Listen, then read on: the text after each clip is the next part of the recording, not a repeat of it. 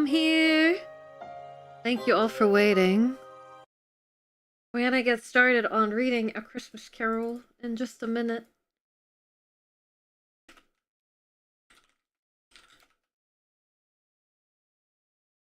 Thank you all for waiting. I really needed a slightly longer break there since it was my first break in the stream.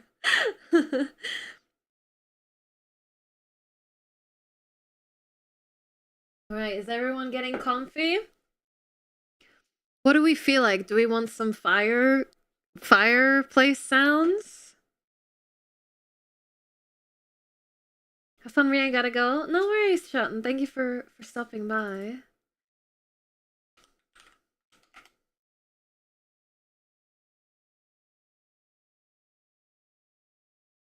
Oh, there's a little I have a little Christmas blanket asset. Okay.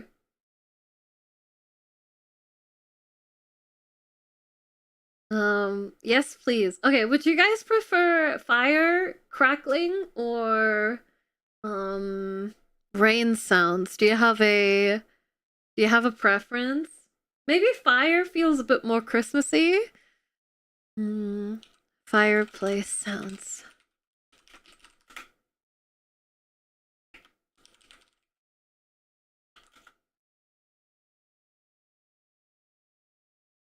Fireplace? Okay.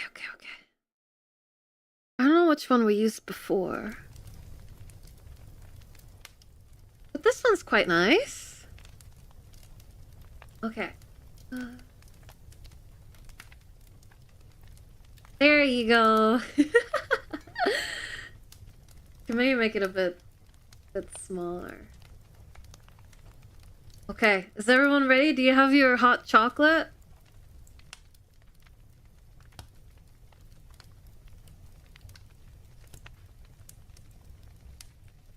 I also started a new YouTube stream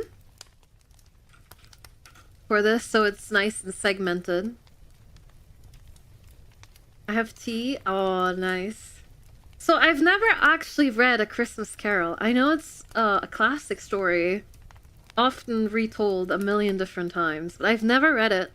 I've never watched any of the movies, I don't think. I mean, I've seen like a Doctor Who special about it, but I've not like really experienced the story of it very much. I mean, I think I know the general like story beats of it, right? Grumpy old man that hates Christmas falls in love with it or something. I think his wife is dead or something like that. Is there tummy rocks in this one? I don't know, we're gonna find out. This isn't the public domain, so it's perfectly legal for me to read this to you guys before Twitch kicks up a storm. So we're gonna read for maybe an hour or so, and we'll just see how far we go. This is quite a long book. I think it's about 100 pages? 125? Maybe a bit more? So we're gonna be doing multiple parts of this. A little bit every week leading up to Christmas. Originally I was gonna do it every Sunday for like every Advent. I thought that would be cute, but given that we did the handcam stream today and I wasn't going to do a full 5 hours of crafting anyway, so I think this worked out pretty good. We'll get started on it today and then we'll do another next week at some point. Alright. I'm not the best at reading out loud, but I'll try. Hopefully I can improve a little bit by doing this. I hope you guys have a cozy, comfy time. Alright, so again, this is A Christmas Carol by Charles Dickens.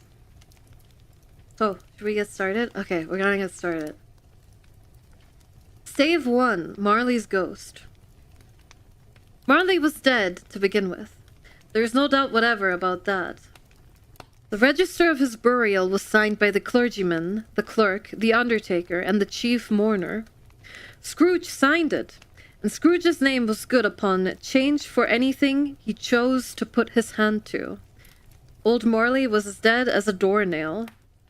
Mind, I don't mean to say that I know of my own knowledge that there's particularly dead about a doornail. But there is particularly dead about a doornail. I might have been inclined myself to regard a coffin nail as the deadest piece of ironmongery in the trade.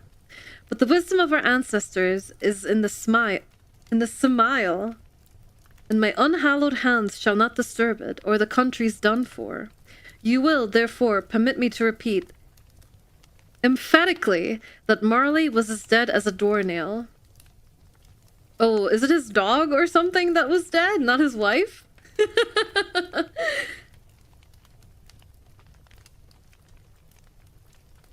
Marley feels like a bit of a dog's name. Business partner! Oh my god, see how little I know about this? Scrooge knew he was dead. Of course he did. How could it be otherwise? Scrooge and he were partners for I don't know how many years. Scrooge was his sole executor, his sole administrator, his sole assign, his sole residuary legatee, his sole friend, and his sole mourner. And even Scrooge was not so dreadfully cut up by the sad event, but that he was an excellent man of business on the very day of the funeral, and solemnized it with an undoubted bargain. A dog can be a business partner! The mention of Marley's funeral brings me back to the point I started from. There's no doubt that Marley was dead. This must be distinctly understood, or nothing wonderful can come of the story I'm going to relate. If we were not perfectly convinced that Hamlet's father died before the play began, there would be nothing more remarkable in his taking a stroll at night, in an easterly wind, upon his own ramparts, than there would be in any other middle-aged gentleman rashly turning out after dark in a breezy spot, say St. Paul's churchyard, for instance, literally to astonish his son's weak mind. Scrooge never painted out old Marley's name. There it stood, years afterwards, above the warehouse door, Scrooge and Marley. The firm was known as Scrooge and Marley. Sometimes people new to the business called Scrooge, and sometimes Marley, but he answered to both names. It was all the same to him.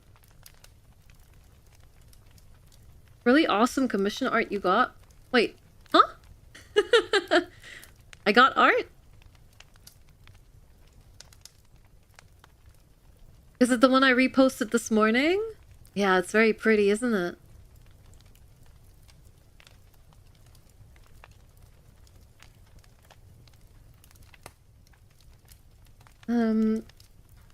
Oh, but he was a tight-fisted hand at the grindstone, Scrooge. A squeezing, wrenching, grasping, scraping, clutching, covetous old sinner, hard and sharp as flint, from which no steel had ever struck out generous fire, secret and self-contained, and solitary as an oyster. The cold within him froze his old features, nipped his pointed nose, shriveled his cheek, stiffened his gait, made his eyes red, his thin lips blue, and spoke out shrewdly in his grating voice. A frosty rime was on his head, and on his eyebrows, and his wiry chin. He carried his own low temperature always about with him. He iced his office in the dog days, and didn't thaw it 1 degree at Christmas. The full body one by Myra. Yeah, it's so pretty, isn't it? I'm glad you guys like it. I think it's so beautiful, like the painted texture and everything.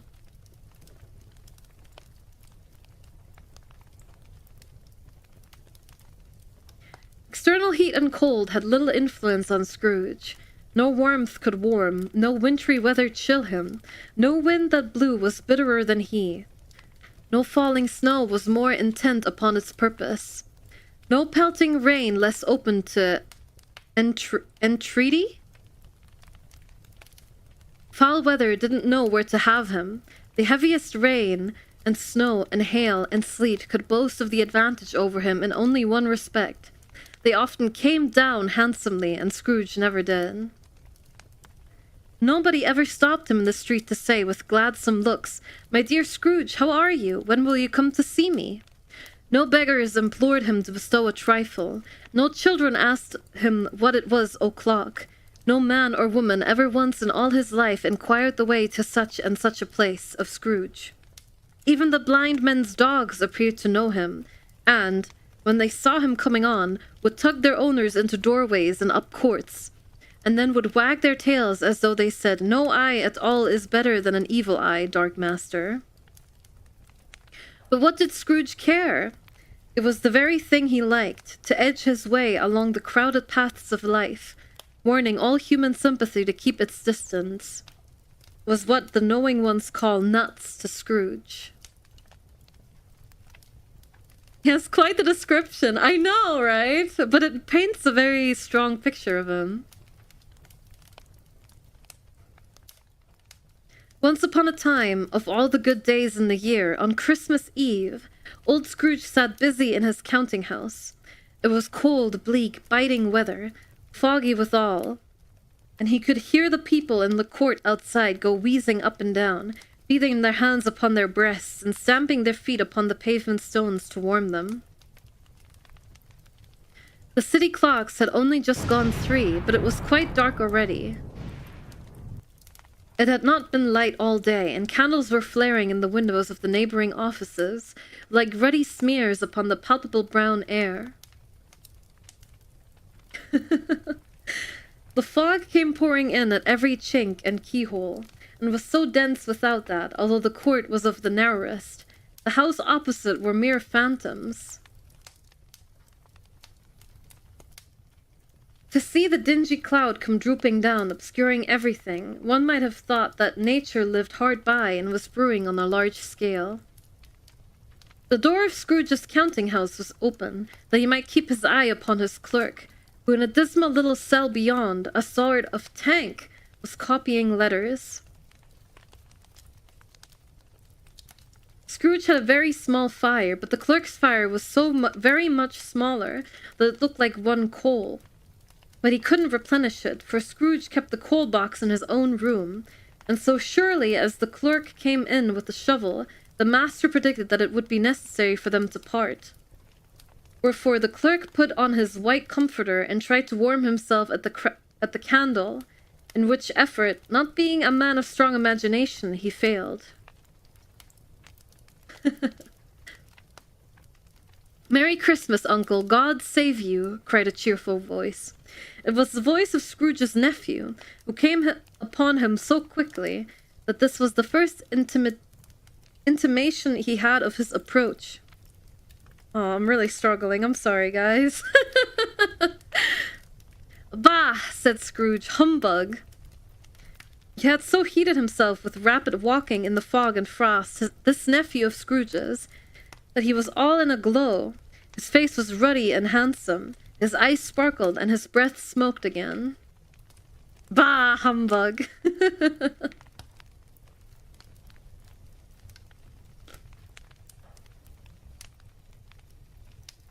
"Christmas a humbug, Uncle," said Scrooge's nephew. "You don't mean that, I am sure." "I do," said Scrooge. "Merry Christmas! What right have you to be merry? What reason have you to be merry? You're poor enough." "Come then," returned the nephew gaily. Gaily? Gaily. Gaily. "What right have you to be dismal? What reason have you to be morose? You're rich enough." Scrooge, having no better answer ready on the spur of the moment, said "Bah!" again, and followed up with "Humbug." "Don't be cross, Uncle," said the nephew. "What else can I be?" returned the uncle. "When I live in such a world of fools as this. Merry Christmas! Out upon Merry Christmas! What's Christmas time to you but a time for paying bills without money? A time for finding yourself a year older and not an hour richer? A time for balancing your books and having every item in 'em through a round dozen of months presented dead against you?" "If I could work my will," said Scrooge indignantly, "every idiot who goes about with Merry Christmas on his lips should be boiled with his own pudding and buried with a stake of holly through his heart, he should." "Uncle!" pleaded the nephew. "Nephew," returned the uncle sternly, "keep Christmas in your own way and let me keep it in mine." "Keep it," repeated Scrooge's nephew, "but you don't keep it." "Let me leave it alone then," said Scrooge. Much good may it do you, much good it has ever done you. There are many things from which I might have derived good, by which I have not profited, I dare say, returned the nephew. Christmas among the rest, but I am sure I have always thought of Christmas time, when it has come around, apart from the veneration due to its sacred name and origin, if anything belonging to it can be apart from that, as a good time, a kind, forgiving, charitable, pleasant time, the only time I know of in the long calendar of the year, when men and women seem by one consent to open their shut-up hearts freely, and to think of people below them as if they were really fellow passengers to the grave, and not another race of creatures bound on other journeys. And therefore, uncle, though it has never put a scrap of gold or silver in my pocket, I believe that it has done me good, and will do me good, and I say, God bless it. The clerk in the tank involuntarily applauded, becoming immediately sensible of the impropriety. He poked fire, and extinguished the last frail spark forever. Let me hear another sound from you, said Scrooge, and you'll keep your Christmas by losing your situation. You're quite a powerful speaker, sir, he added, turning to his nephew. I wonder you don't go into Parliament. Don't be angry, uncle. Come, dine with us tomorrow. Scrooge said that he would see him. Yes, indeed he did. He went the whole length of the expression, and said that he would see him in that extremity first. But why? Cried Scrooge's nephew. Why?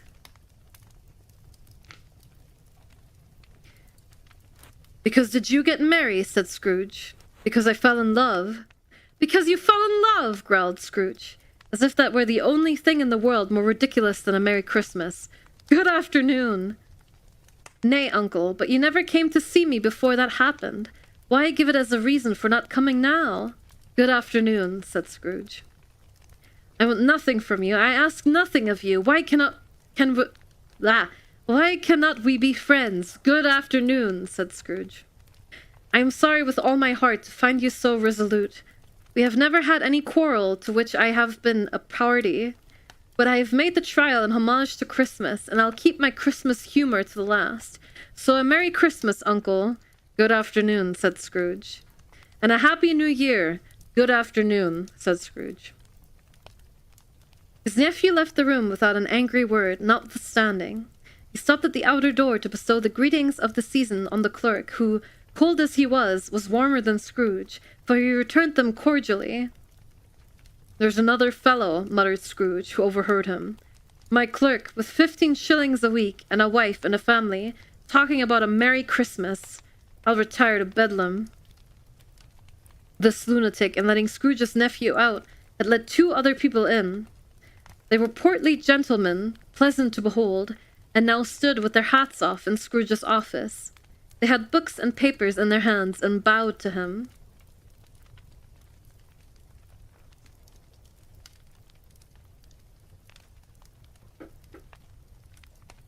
Scrooge and Marley's, I believe, said one of the gentlemen, referring to his list. Have I the pleasure of addressing Mr. Scrooge or Mr. Marley? Mr. Marley has been dead these 7 years, Scrooge replied.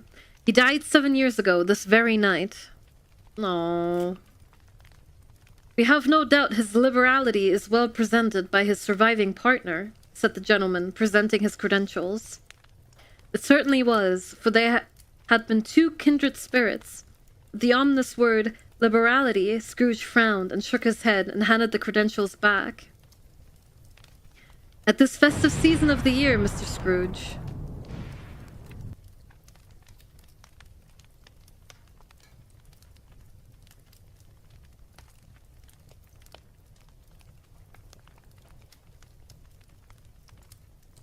Guys, I'm gonna turn the bomb off if we keep using it off cooldown.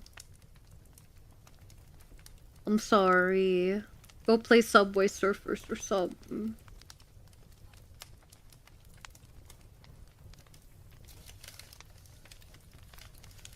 Bunch of Grinches in here.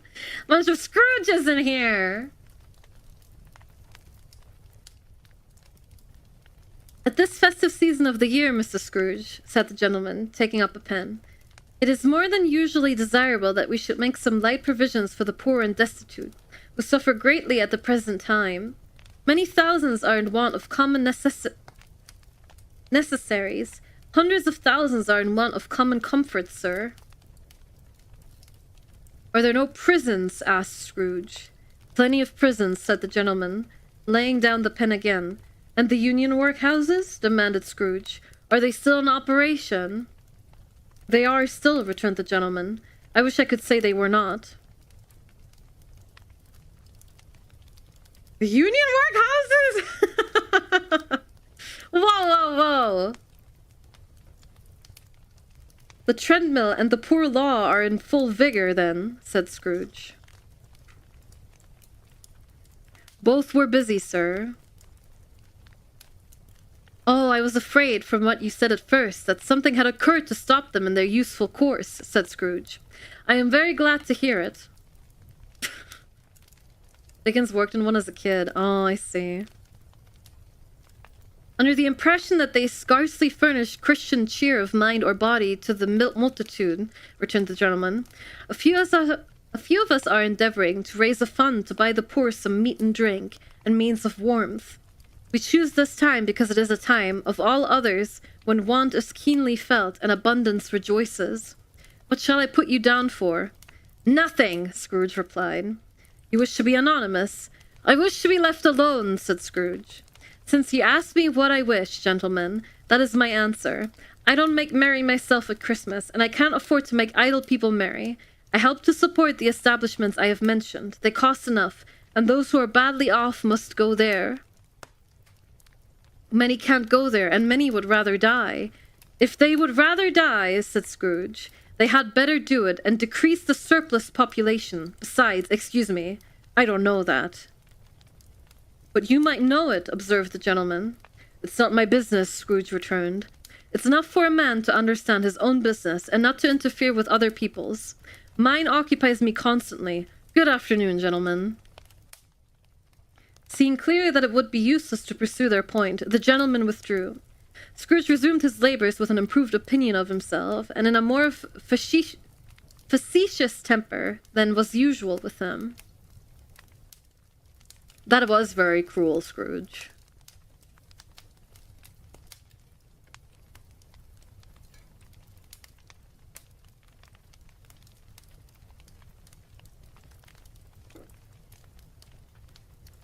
Meanwhile, the fog and darkness thickened so that people ran about with flaring links, proffering their services to go before horses and carriages, and conduct them on their way. The ancient tower of a church, whose gruff old bell was always peeping slyly down at Scrooge, out of a Gothic window in the wall, became invisible, and struck the hours and quarters in the church, with tremulous vibrations afterwards, as if its teeth were chattering in its frozen head up there. The cold became intense. In the main street, at the corner of the court, some labourers were repairing the gas pipes, and had lighted a great fire in a brazier, round which a party of ragged men and boys were gathered, warming their hands and winking their eyes before the blaze in rapture. The water plug being left in solitude, its overflowing suddenly congealed, and turned to misanthropic ice. The brightness of the shops, where holly sprigs and berries crackled in the lamp heat of the windows, made pale faces ruddy as they passed. Poulterers' and grocers' trades became a splendid joke, a glorious pageant, with which it was next to impossible to believe that such dull principles as bargain and sale had anything to do.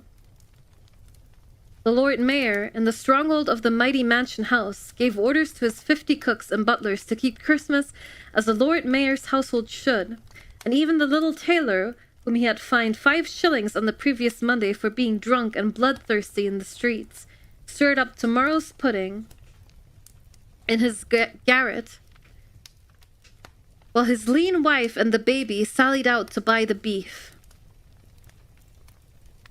Foggier yet and colder, piercing, searching, biting cold. If the good St. Dunstan had but nipped the evil spirit's nose with a touch of such weather as that, instead of using his familiar weapons, then indeed he would have roared to lusty purpose. The owner of one scant young nose, gnawed and mumbled by the hungry cold as bones are gnawed by dogs, stooped down at Scrooge's keyhole to regale him with a Christmas carol, but at the first sound of "God bless you, merry gentlemen, may nothing you dismay," Scrooge seized the ruler with such energy of action that the singer fled in terror, leaving the keyhole to the fog and even more congenial frost. At length the hour of shutting up the counting house arrived. With an ill will, Scrooge dismounted from his stool and tacitly admitted the fact to the expectant clerk in the tank, who instantly snuffed his candle out and put on his hat. "You'll want all day tomorrow, I suppose," said Scrooge. "If quite convenient, sir." "It's not convenient," said Scrooge. "And it's not fair. If I was to stop half a crown for it, you'd think yourself ill-used. I'll be bound?" The clerk smiled faintly. "And yet," said Scrooge, "you don't think me ill-used when I pay a day's wages for no work."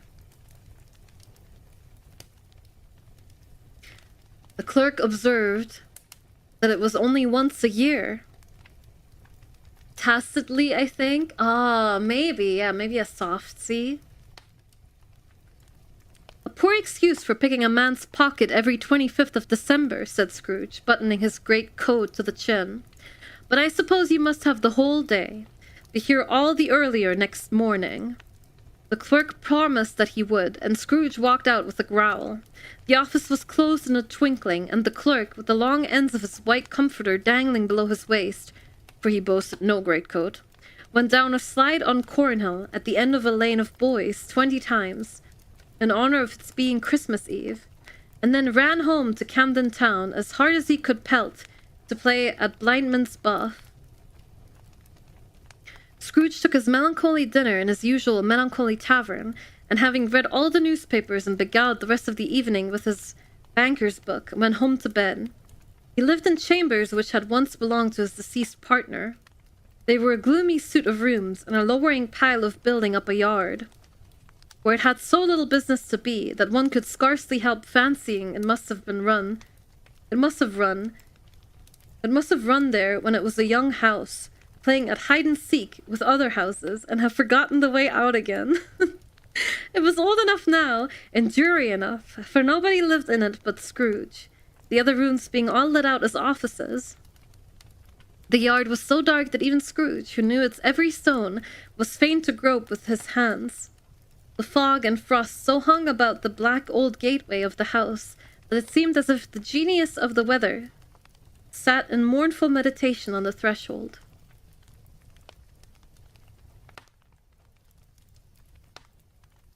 Now, it is a fact that there was nothing at all particular about the knocker on the door, except that it was very large. It is also a fact that Scrooge had seen it night and morning during his whole residence in that place. Also that Scrooge had as little of what is called fancy about him as any man in the city of London, even including, which is a bold word, the corporation, aldermen, and livery. Let it also be borne in mind that Scrooge had not bestowed one thought on Morley since his last mention of his 7 years dead partner that afternoon. And then let any man explain to me, if he can, how it happened that Scrooge, having his key in the lock of the door, saw in the knocker, without its undergoing any intermediate process of change, not a knocker, but Marley's face. Marley's face. There was not impenetrable shadow, as the other objects in the yard were, but had a dismal light about it, like a bad lobster in a dark cellar. It was not angry or ferocious, but looked at Scrooge as Marley used to look, with ghostly spectacles turned up on its ghostly forehead. The hair was curiously stirred, as if by breath of hot air, and, though the eyes were wide open, they were perfectly motionless. That and its livid colour made it horrible, but its horror seemed to be in spite of the face and beyond its control, rather than a part of its own expression. As Scrooge looked fixedly at this phenomenon, it was a knocker again. To say that he was not startled, or that his blood was not conscious of a terrible sensation to which it had been a stranger from infancy, would be untrue. But he put his hand upon the key and he had relinquished, turned it sturdily, walked in, and lighted his candle. He did pause, with a moment's irresolution, before he shut the door, and he did look cautiously behind it first, as if he half expected to be terrified with the sight of Marley's pigtails sticking out into the hall. But there was nothing on the back of the door except the screws and nuts that held the knockers on. He said, "Pooh, pooh," and closed it with a bang. The sound resounded through the house like thunder. Every room above and every cask in the wine merchant's cellar below appeared to have a separate peal of echoes of its own. Scrooge was not a man to be frightened by echoes. He fastened the door and walked across the hall and up the stairs, slowly too, trimming his candle as he went. You may talk vaguely about driving a coach and six up a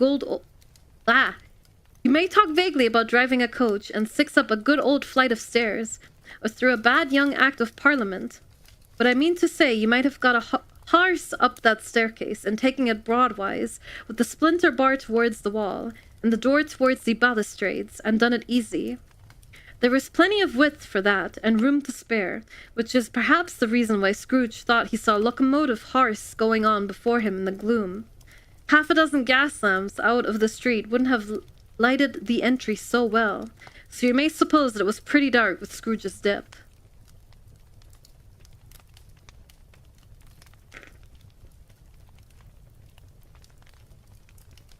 Up Scrooge went, not caring a button for that. Darkness is cheap, and Scrooge liked it. But before he shut his heavy door, he walked through his rooms to see that all was right. He had just enough recollection of the face to desire to do that. Sitting room, bedroom, lumber room, all as they should be. Nobody under the table, nobody under the sofa, a small fire in the grate, a spoon and basin ready, and the little saucepan of gruel, Scrooge had a cold in his head, upon the hob. Head cold. Nobody under the bed, nobody in the closet, nobody in his dressing gown, which was hanging up in a suspicious altitude against the wall. Lumber room as usual. Old fire guard, old shoes, 2 fish baskets, washing stand on 3 legs, and a poker. Quite satisfied, he closed his door and locked himself in, double-locked himself in, which was not his custom. Thus secured against surprise, he took off his cravat. Cravat? What's a cravat? A cravat.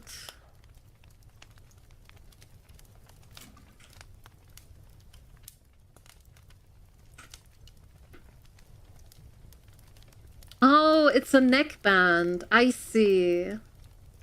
Real old-fashioned. It's a necktie, a traditional one. It's a very ruffly thing you see in old paintings. Gotcha. Thank you, chat.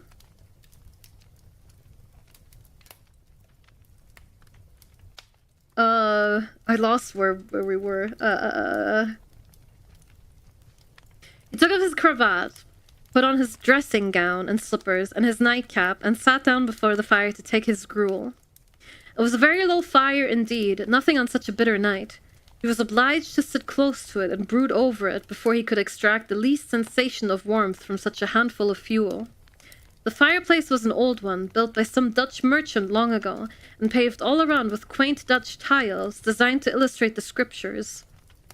There were Cain and Abel's, Pharaoh's daughters, queens of Sheba, angelic messengers descending through the air on clouds like feather beds, Abraham's, Belshazzar's, apostles putting off to sea in butter boats, hundreds of figures to attract his thoughts, and yet that face of Marley, 7 years dead, came like the ancient prophet's rod and swallowed up the whole.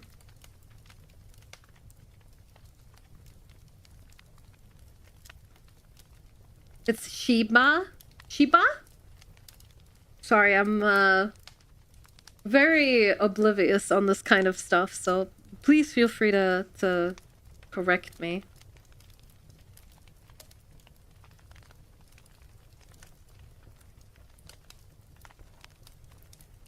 If each smooth tile had been a blank at first, with power to shape some picture on its surface from the disjointed fragments of his thoughts, there would have been a copy of old Marley's head on every one. Aww. I just feel sad for him. I just feel really sad for him. Is that the normal reaction? Humbug, said Scrooge, and walked across the room.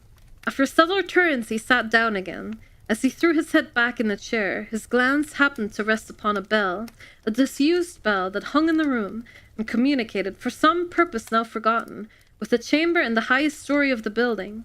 It was with great astonishment and with a strange inexplicable dread that, as he looked, he saw this bell begin to swing. It swung so softly in the outset that it scarcely made a sound, but soon it rang so loudly, and so did every bell in the house. This might have lasted half a minute or a minute, but it seemed like an hour. The bells ceased as they had begun, together. They were succeeded by a clanking noise deep down below, as if some person were dragging a heavy chain over the casks in the wine merchant's cellar. Scrooge then remembered to have heard that ghosts in haunted houses were described as dragging chains. The cellar door flew open with a booming sound, and then he heard the noise much louder on the floors below, then coming up the stairs, then coming straight towards his door. "It's humbug still," said Scrooge. "I won't believe it." His color changed, though, when, without a pause, it came on through the heavy door and passed into the room before his eyes. Upon its coming in, the dying flame leaped up, as though it cried, "I know him! Marley's ghost!" and fell again. The same face, the very same. Marley in his pigtail, usual waistcoat, tights, and boots. The tassels on the latter bristling, like his pigtail, and his coat skirts, and the hair upon his head. The chain he drew was clasped about his middle. It was long, and wound about him like a tail, and it was made, for Scrooge observed it closely, of cash boxes, keys, padlocks, ledgers, deeds, and heavy purses wrought in steel. His body was transparent, so that Scrooge, observing him, and looking through his waistcoat, could see the 2 buttons on his coat behind. Scrooge had often heard it said that Marley had no bowels, but he had never believed it until now.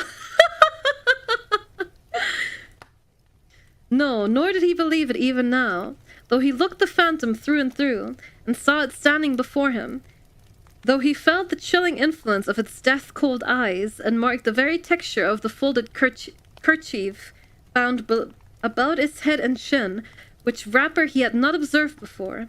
He was still incredulous, and fought against his senses. "How now?" said Scrooge, caustic and cold as ever. "What do you want with me?" "Much." Marley's voice, no doubt about it. "Who are you?"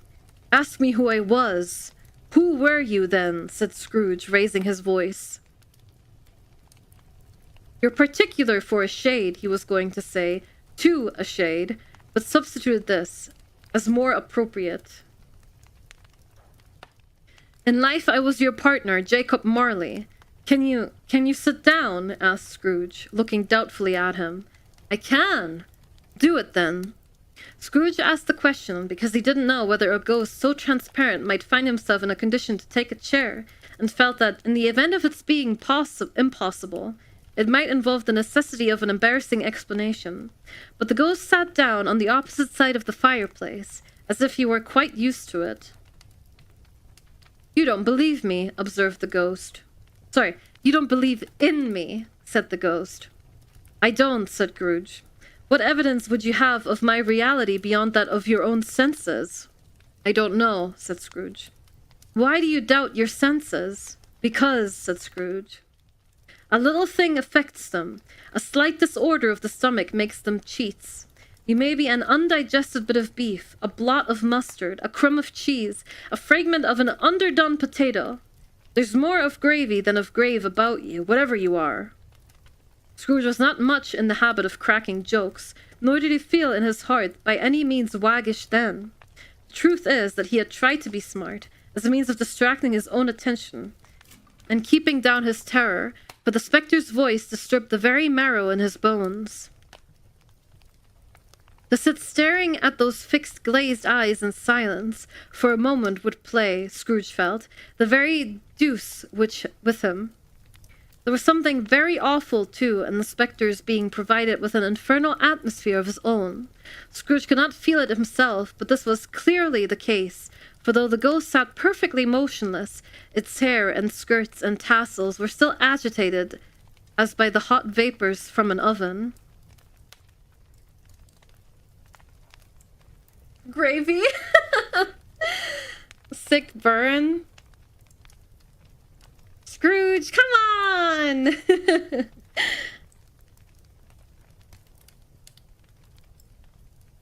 You see this toothpick, said Scrooge, returning quickly to the charge, for the reason just assigned, and wishing, though it were only for a second, to divert the vision's stony gaze for himself.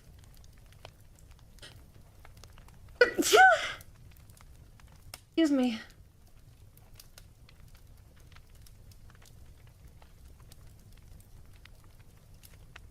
Thank you, guys. Thank you. I do, replied the ghost. You are not looking at it, said Scrooge. But I see it, said the ghost, notwithstanding. Well, returned Scrooge, I have but to swallow this, and be for the rest of my days persecuted by a legion of goblins, all of my own creation. Humbug, I tell you, humbug!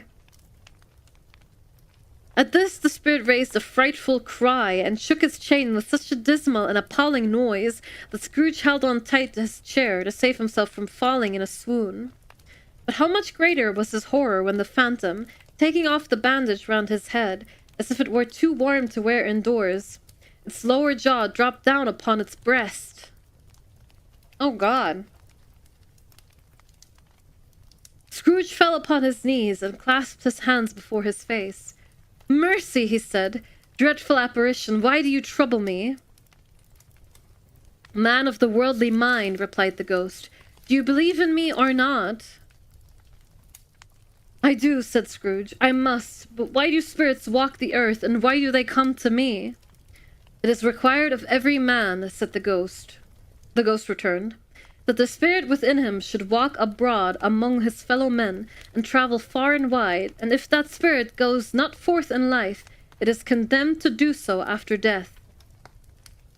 It is doomed to wander through the world, oh, woe is me, and witness what it cannot share, but might have shared on earth, and turn to happiness.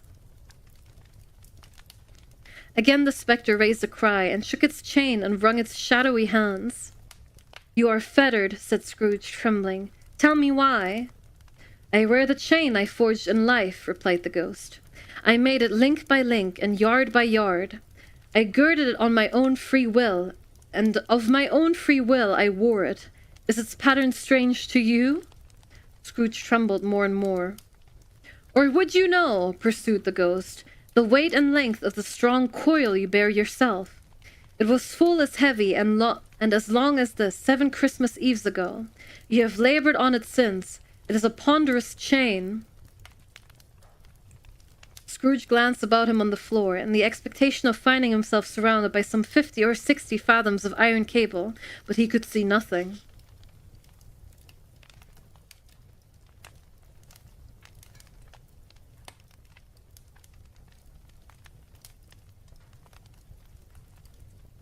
I'm looking. There's a few illustrations in this book. They're quite beautiful. I'll have to take a picture of them later. Jacob, he said imploringly. Old Jacob Marley, tell me more. Speak comfort to me, Jacob. I have none to give, the ghost replied. It comes from other regions, Ebenezer Scrooge, and is conveyed by other ministers to other kinds of men. Nor can I tell you what I would. A very little more is all permitted to me. I cannot rest. I cannot stay. I cannot linger anywhere. My spirit never walked beyond our counting house. Mark me. In life, my spirit never roved beyond the narrow limits of our money-changing hole, and weary journeys lie before me.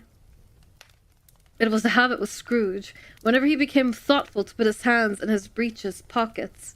Pondering on what the ghost had said, he did so now, but without lifting up his eyes or getting off his knees. You must have been very slow about it, Jacob, Scrooge observed in a businesslike manner, though with humility and deference. Slow, the ghost repeated. 7 years dead, mustered Scrooge, and travelling all the time. The whole time, said the ghost. No rest, no peace, incessant torture of remorse. Say that again. Please don't torture me. Or, well, I don't perform torture. You travel fast, said Scrooge. On the wings of wind, replied the ghost. You might have got over a great quantity of ground in 7 years, said Scrooge. The ghost, on hearing this, set up another cry and clanked its chain so hideously in the dead silence of the night that the ward would have been justified in indicting it for a nuisance. You know that corpse you forced back into the living world earlier? Don't worry about that. Oh, captive bound and double ironed, cried the phantom.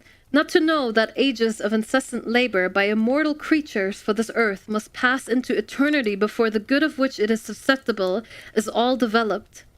Not to know that any Christian spirit working kindly in its little sphere, whatever it may be, will find its mortal life too short for its vast means of usefulness. Not to know that no space of regret can make amends for one life's opportunities misused. Yet such was I, oh, and such was I. But you were always a good man of business, Jacob, faltered Scrooge, who now began to apply this to himself. Business? Cried the ghost, wringing its hands again. Mankind was my business. The common welfare was my business. Charity, mercy, forbearance, and benevolence were all my business.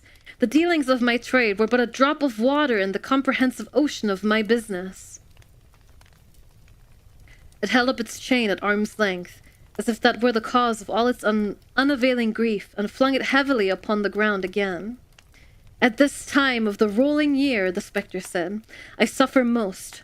Why did I walk through crowds of fellow beings with my eyes turned down, and never raise them to that blessed star which led the wise men to a poor abode? Were there no poor homes to which its light would have conducted me? Scrooge was very much dismayed to hear the spectre going on at this rate, and began to quake exceedingly. Hear me, cried the ghost. My time is nearly gone. I will, said Scrooge. But don't be hard upon me. Don't be flowery, Jacob. Pray. How is it that I appear before you in a shape that you can see? I may not tell. I have sat invisible beside you many and many a day. It was not an agreeable idea. Scrooge shivered, and wiped the perspiration from his brow. That is no light part of my penance, pursued the ghost. I'm here tonight to warn you that you have yet a chance and hope of escaping my fate, and chance and hope of procuring Ebenezer. You were always a good friend to me, said Scrooge. Thank ye. You will be haunted, resumed the ghost, by 3 spirits. Scrooge's countenance fell almost as low as the ghost sat down. Is that the chance and hope you mentioned, Jacob? He demanded in a faltering voice. It is. I think I'd rather not, said Scrooge. Scrooge? Without their visit, said the ghost, you cannot hope to shun the path I tread. Expect the first tomorrow when the bell tolls 1. Couldn't I take 'em all at once and have it over, Jacob? Hinted Scrooge. Expect the second on the next night at the same hour. The third upon the next night when the last stroke of 12 has ceased to vibrate. Look to see me no more, and look that, for your own sake, you remember what has passed between us. When it had said these words, the spectre took its wrapper from the table, and bound it round its head as before. Scrooge knew this by the smart sound its teeth made when the jaws were brought together by the bandage. He ventured to raise his eyes again, and found his supernatural visitor confronting him in an erect attitude, with its chain wound over and about its arm. The apparition walked backward from him, and, at every step it took, the window raised itself a little, so that when the spectre reached it, it was wide open. It beckoned Scrooge to approach, which he did. When they were within 2 paces of each other, Marley's ghost held up its hand, warning him to come no nearer. Scrooge stopped. Not so much in obedience as in surprise and fear, for, On the raising of the hand, he became sensible of confused noises in the air, incoherent sounds of lamentation and regret, wailings inexpressibly sorrowful and self-accusatory.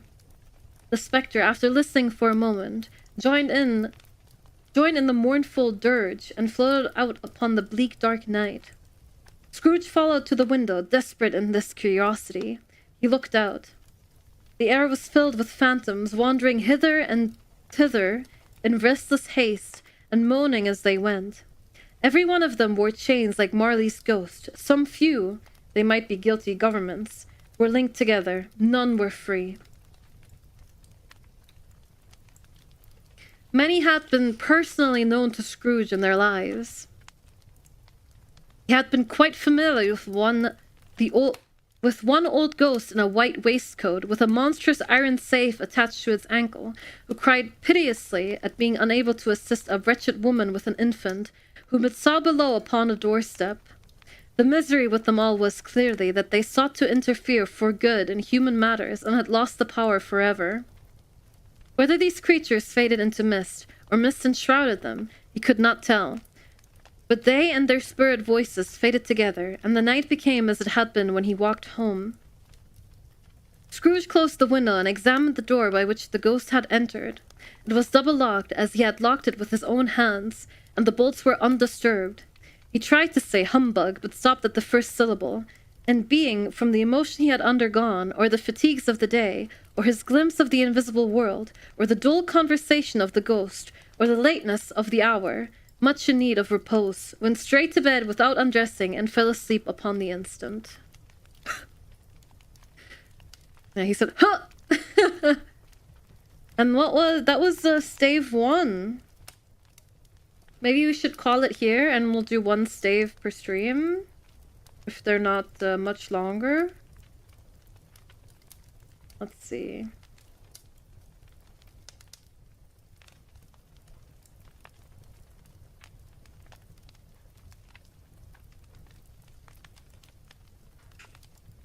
I'm trying to see how long they are. Oh, I can just check the index, actually.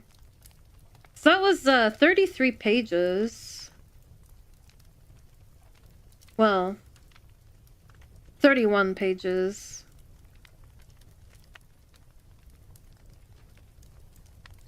Yeah, it looks like they're all about 30 pages-ish. So, we'll do 1 stave a stream, and then 1 extra. Oh, I don't actually have a bookmark. At least not on me right now. I guess I'll just use a sticky note. Crochet one? I've made a crochet bookmark before. I opened my little folder of sticky notes, and one of them is just notes for my first hunting horn from GU.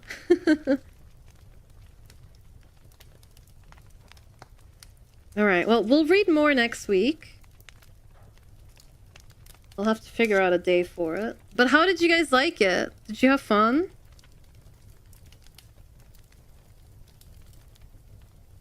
I thought this was quite comfy. I'm sorry I'm not the best reader, but I hope it was still enjoyable and immersive. Oh! You can't beat the physicality of a printer book. That's right, I love physical media. Let me check my schedule.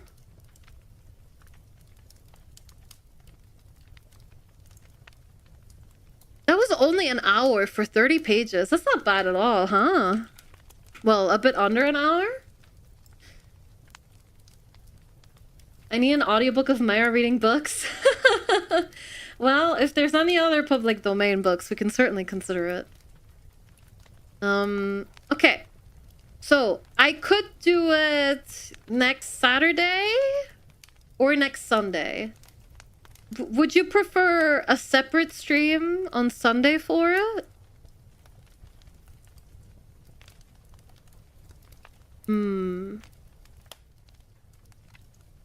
Next Saturday? Okay, we'll do it next Saturday. I might do, like, gaming, and then in the evening we can do the reading or something like that.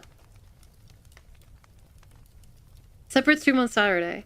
It's either gonna be a separate stream on Sunday, or after something else on Saturday, I'm thinking. I kind of like it after a normal stream. Okay, we'll aim for Saturday then, next week. I do have a collab, so it's probably gonna be a shorter stream in general. But we'll find something short to do before. Maybe, I mean, we could do more crafting maybe, but we'll see. I don't know. I'm so awkward about doing handcam streams. Okay, well, there you go. That was a lot of fun. I really enjoyed it. I'll, have my schedule up probably tomorrow. My next stream will likely be on Monday. No stream tomorrow. We'll be back on Monday either with Metroid Prime or Metal Gear. And, yeah, it'll be a good time, don't you think? Lots of cozy stuff. Thank you for the stream. Thank you guys for watching. Hope you guys had fun. This was very different from my normal streams, but I think it was quite enjoyable, at least for me. I don't want to speak for you guys, but I had a good time.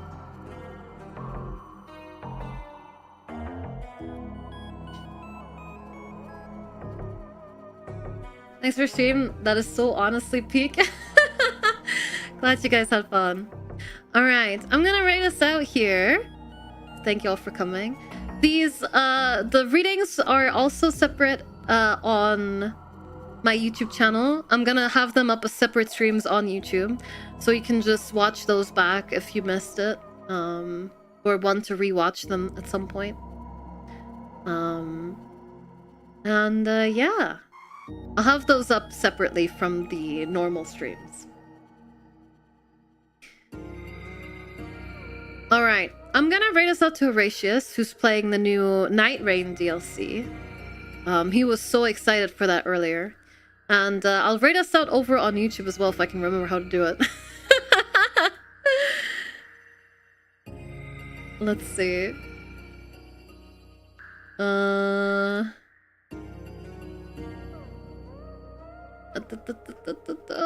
Why can't it be easy? Why does it have to be so complicated, YouTube? Okay, I think I have to do it from a different tab. YouTube.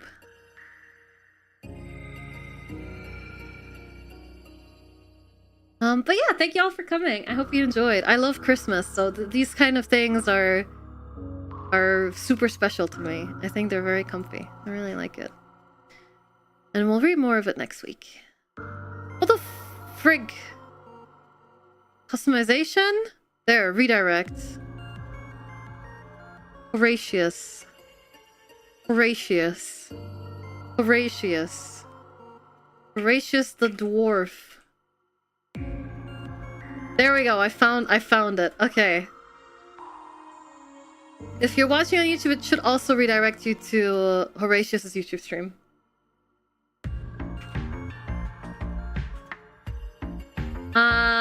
I'm gonna make a announcement on Discord shortly regarding the baubles. Oh, that's what we could do next Saturday. We could decorate the tree for the Christmas baubles next Saturday and then read the book. What do you guys think? That would be cute.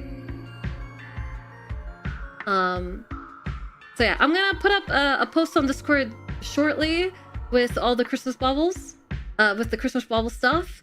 And we'll do that next week then. So you have a week to submit your baubles. I hope that's enough.